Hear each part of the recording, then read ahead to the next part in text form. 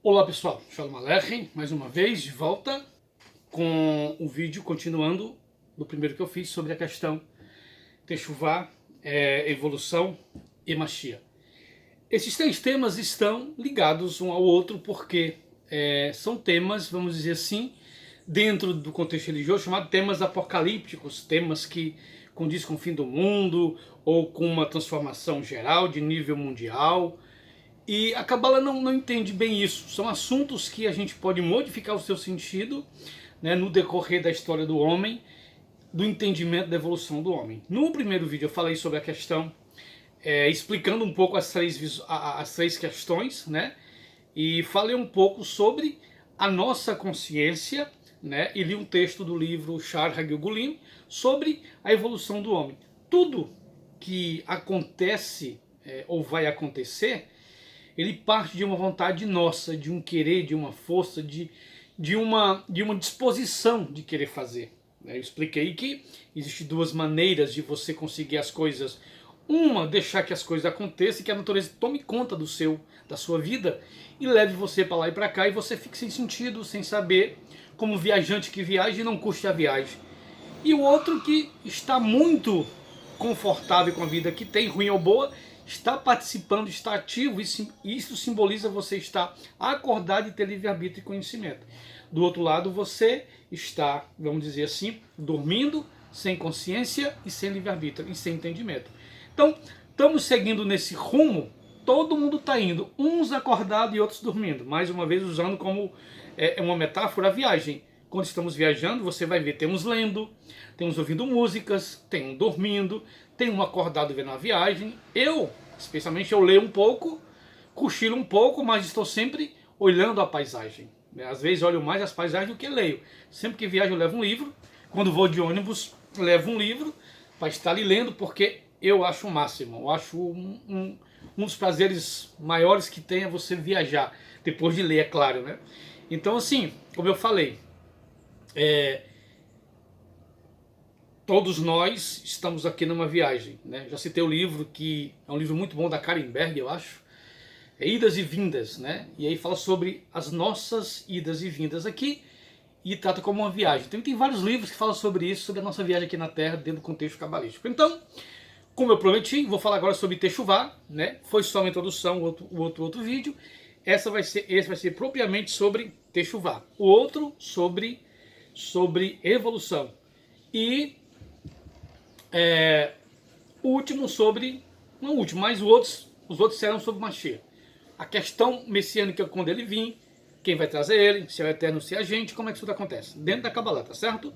Não vamos me meter aqui em questões que tem entre judaísmo e cristianismo, não. Vamos deixar os dois se resolverem lá. Nós somos aqui procurando mais luz, mais conhecimento, sem partidarismo, tá certo? Vamos lá. Olha só, vou ler aqui um livro, né? Vou ler um texto de um livro chamado A Arte da Teshuvá, baseado no conhecimento de um rabino chamado Rav Kook, um rabino muito excelente, muito revolucionário e que trouxe conotações profundas sobre Teshuvá. Eu vou ler aqui para a gente entender um pouco. Vou ler o próprio livro, tá certo? Aqui um trecho do livro que eu arrumei. O que é Teshuvá?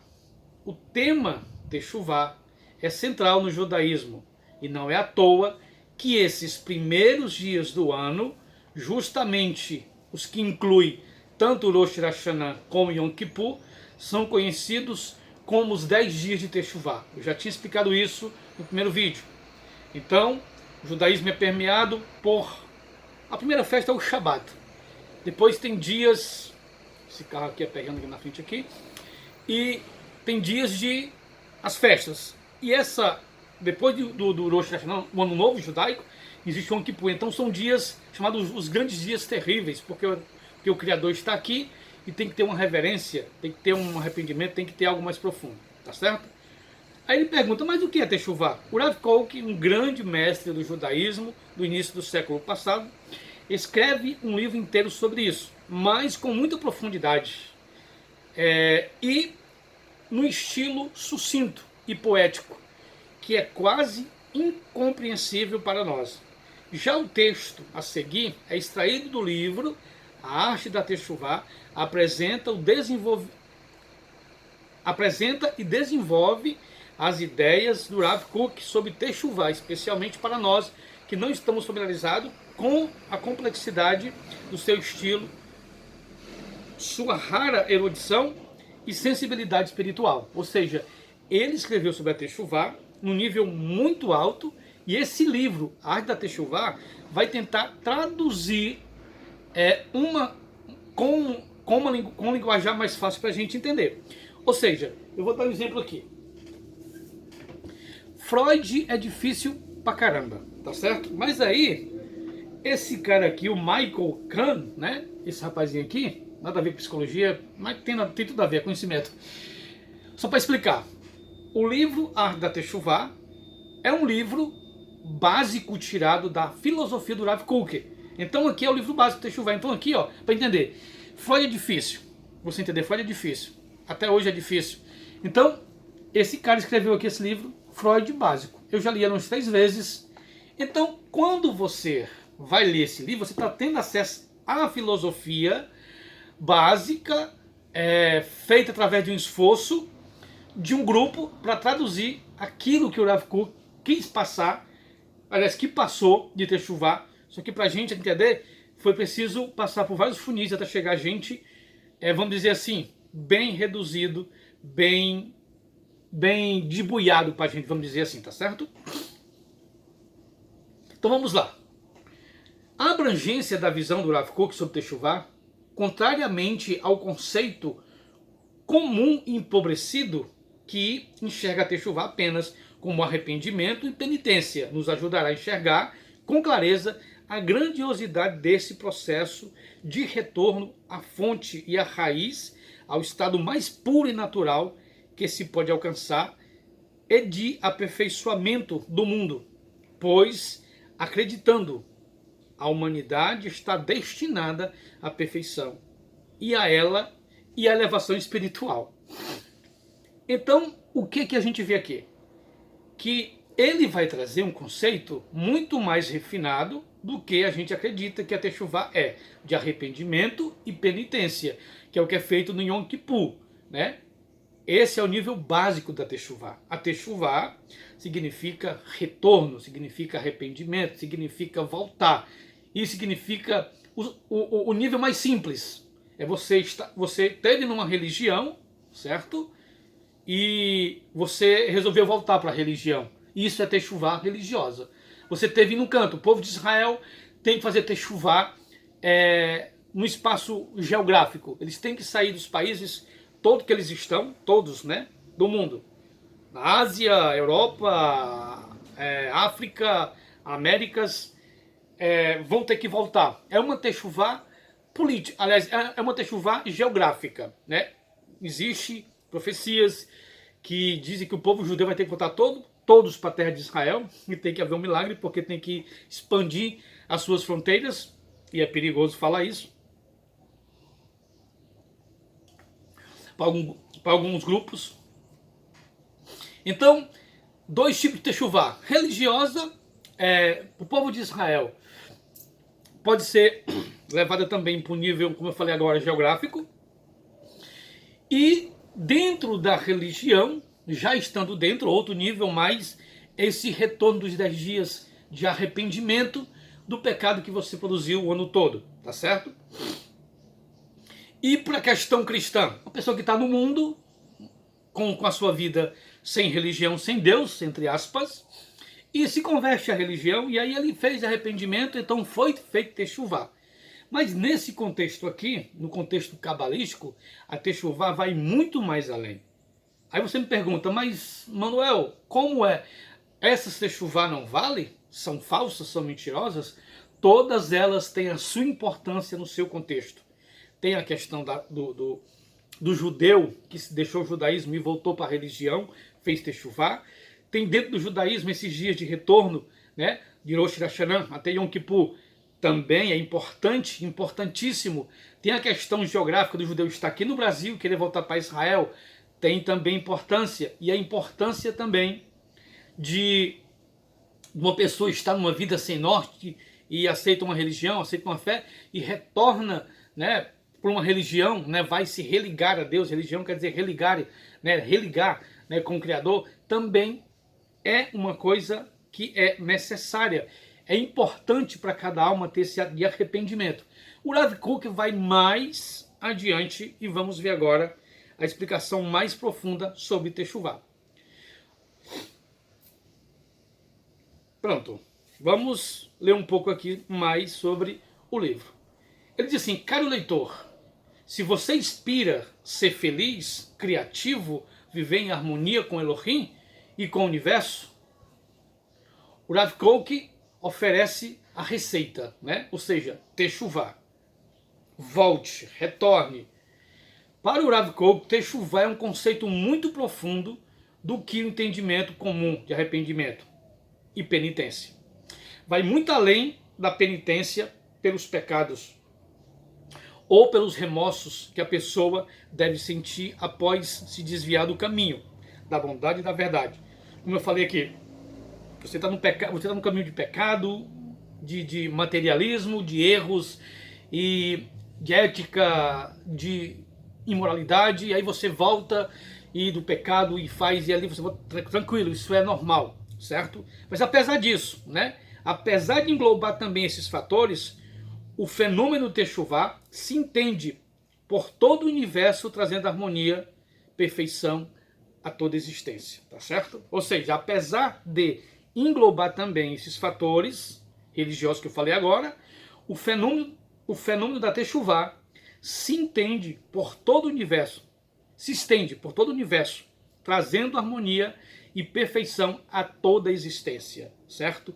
É algo que vem do coletivo, aliás, algo que vem do individualismo para o coletivo e depois para todo o universo. Retorno à fonte. Vou terminar aqui para não se estender muito. Entendemos como acontece a Teshuvah. E agora, o último estágio da Teshuvah seria esse aqui, que é o que a Kabbalah acredita e toda a filosofia espiritualista acredita, de que esse retorno é o mais importante do que qualquer outro retorno, não desmerecendo. São retornos, são arrependimentos, são processos como uma escada, mas um degrau dessa escada da Teshuvah é esse aqui, o mais importante, que a gente entende que é o mais difícil de ser feito. Olha só, retorno à fonte. Que fonte é essa? Será que o retorno maior seria voltar para o judaísmo, voltar para o cristianismo, voltar para o catolicismo, voltar para qualquer religião, ou se arrepender de qualquer pecado que você cometeu? É muito importante, mas o retorno à fonte seria o último estágio para que o homem comece uma evolução, que é o próximo tema do vídeo que eu vou falar. Antes que eu me esqueça, pessoal, eu já esqueci o vídeo passado, por favor, vocês se inscrevam no canal, comentem, por favor, dê o like lá, aperta o dedinho lá e faça essa página, esse canal crescer, né? Bevacachá, por favor, façam isso, que eu ficarei muito feliz, muito alegre, e nós agradecemos. Tá certo? Vamos lá, para terminar esse vídeo sobre Teshuvah. Pronto. Apesar da Teshuvah ser normalmente traduzido como penitência ou arrependimento, a raiz da palavra hebraica Teshuvah significa retorno, certo? A Teshuvah é um retorno à fonte, à raiz de cada um, ou mais profundo, um retorno interior à pessoa. Existe uma parashá, que é uma porção da Torá, é a terceira porção da Torá de Bereshit, de Gênesis. A primeira é Bereshit, a parashá, porções lidas no Shabat. A segunda porção é Noah, a porção de Noé, que fala sobre o dilúvio, sobre a arca e sobre tudo mais. E a terceira parashá, a porção lida em Gênesis, tá certo? Capítulo 12 em diante, é sobre Abraão. E lá a palavra Lech Lechá também pode ser traduzida como Teshuvah. Eu colocando aqui, alguém pode me criticar ou falar que eu estou errado, mas eu entendo isso, tá certo? Que pode ser também Lech Lechá, vai para ti, volta para ti, entende-te a você mesmo. Então aqui o Rav Kook conclui que o maior retorno seu é você voltar à sua essência, é você olhar para dentro de si, é voltar para dentro de si e se autoconhecer e buscar esse autoconhecimento. O que eu falei no vídeo anterior, que já está no canal YouTube, A Luz da Kabbalah, eu falo um pouco sobre isso, sobre o autoconhecimento, quem busca o autoconhecimento, busca tudo e esquece de estar preocupado com a vida do outro. Hoje a maior preocupação é estar preocupado com a vida do outro. E é o que mais atrasa a nossa techuvá. É isso. Então, volte-se para si, eu voltar para mim, você voltar para você. E podem procurar. A palavra arrependimento, né, significa voltar a si mesmo, né? Voltar para si mesmo, né? Então, isso a gente lê nas filosofias orientais, em pessoas que estão vendo a questão da psicologia, a filosofia como ajuda, que ajuda também você ter um processo de autoconhecimento e procurar techuvá, certo? Entender essa busca é muito importante para a sua evolução. Vamos ler só mais um texto para a gente encerrar o tema techuvá. Quando se esquece a natureza essencial da própria alma, quando se deixa a introspecção na essência da vida interior de si próprio, tudo se torna embaralhado e duvidoso. A techuvá principal, que ilumina imediato os lugares obscuros da nossa vida, é que a pessoa retorne a si mesmo, à fonte da sua alma. Ela imediatamente irá retornar a Deus, ao Criador, a alma de todos. Então, assim, olha só que revelação, olha só que mudança de caminho, de paradigma de crença. Né? Retornar para um canto físico, para uma religião, para um conceito, é uma coisa. Retornar para você é você retornar ao próprio Criador e buscar o autoconhecimento, e por aí você começa um caminho de evolução. Ok, pessoal? O próximo vídeo vai ser sobre evolução. Como a gente escolhe evoluir? Como evoluir? Tem uma força que me impulsiona a evoluir? A minha época, a minha era está propensa para isso? Está propensa para isso? Eu digo que sim, de antemão sim. Nós temos em nosso favor muita coisa para que a gente consiga evoluir por conta própria e evoluir consciente. Então, pessoal, falei no último vídeo sobre a introdução sobre esses 3 temas, tá certo? Vou repetir.